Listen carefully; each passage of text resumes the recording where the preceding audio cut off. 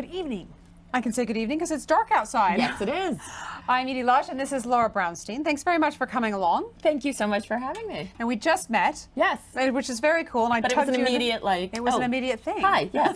Let's keep talking. So you're the director of editorial and business development for Cosmopolitan and 17. Yes. So no better person to talk about, I like to call it Me Too 2.0. So how do we move this discussion on to a place where it's constructive? Yes. Tell me your thoughts on that. So, first of all, just all praise to the women who have gotten us to this moment in the conversation, to the Tarana Burkes, to the Rose McGowans, to Alyssa Milano, and, the activists who have, Amber Tamlin, who have used their voices, and my gosh, the reporters, the New York Times reporters and New Yorker who have kind of gotten the stories out there.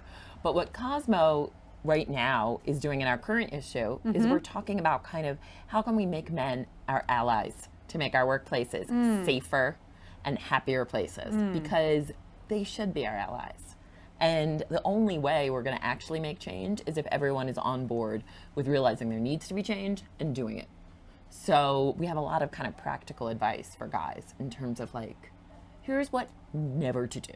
Okay, so you're creating man-ambassadors. Man-ambassadors, yes. We like That's that a new term, right? Yes. So what should men not do? Men should not ask their coworkers, and this is the gray area stuff. I think some of it is obvious. You should not be sexually aggressive with a coworker. There's some things that are kind of black and white, like you just did a bad thing. We're talking about some of the gray area here, where don't ask a coworker about her dating life. Okay. Don't talk about your dating life. Don't talk with other men about the relative attractiveness of your coworkers. It's some of these kinds of, it's harmless, it's good fun, but creates a hostile environment where women don't have the opportunity to kind of thrive and shine in their career and workplace. And also we're saying, if you see something going down, speak up, because we need kind of men to be on the lookout as well for us.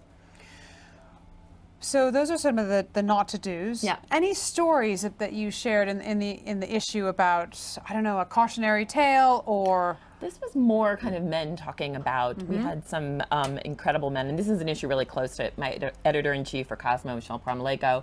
She really believes strongly in kind of, bringing people together to solve problems, especially Cosmo likes to bring men and women together. Right.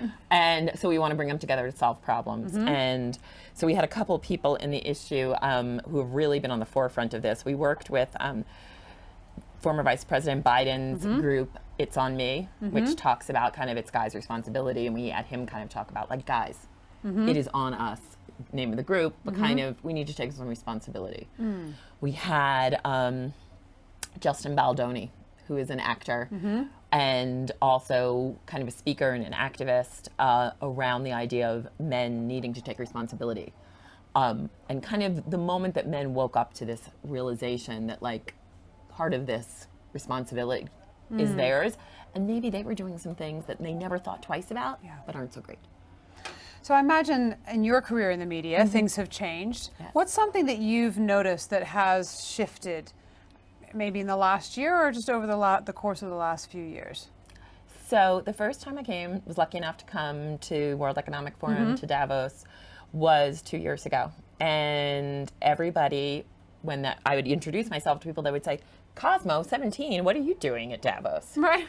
And I would say, oh, well, I have over 100 million readers. So it's sort of what happens in the world and policies sort of affect them. They're half the population, because Cosmo is the biggest magazine in the world for young women. And 17 is huge, it's a little bit more domestic in its kind of area. But everybody was kind of did not expect a women's magazine to be here.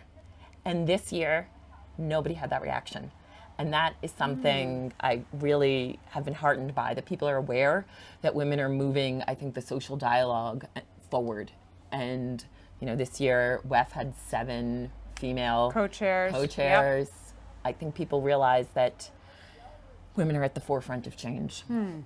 Laura, thank you so much for stopping by. Thank you for what you do and the conversations you have. This is amazing. Thank you, and welcome to the Ordinary Club of Extraordinary Women. Thank you. It's great to have you. Amazing. I mean, what Johnson & Johnson is doing right now to help women with around the world kind of feel safer and healthier and have more access to the things that will help them do that is really impressive. So I'm so happy to be part of it. Great. Thank you very much, Laura, and thank you to you. And I'm Edie Lush.